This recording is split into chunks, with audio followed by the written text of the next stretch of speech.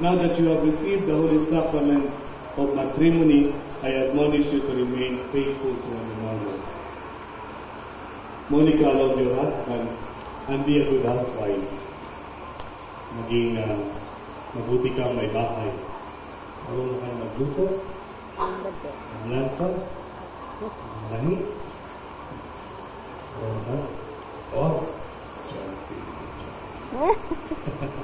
Michael, love your wife and be a good husband. Kailangan maging maligi ka na may bahay. Tandaan lang para makuha na. Kay Kuya. Matulog ka ng ninong na isa. Hindi kayo gawin yung sarili, katulad ng pag-aalay ni Kristo sa kanyang sarili.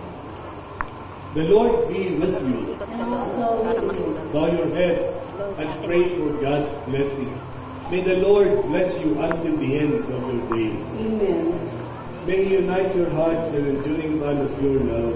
Amen. May you be blessed in your children, and may the love that you love is in them be returned 100-fold. Amen. And may Almighty God bless you all, the Father, the Son, and the Holy Spirit. Our Mass has been offered.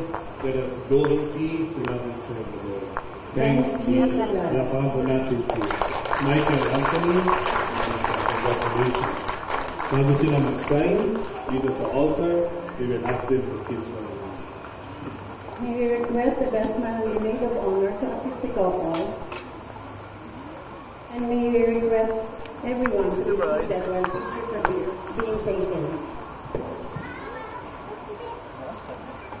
Isa pa.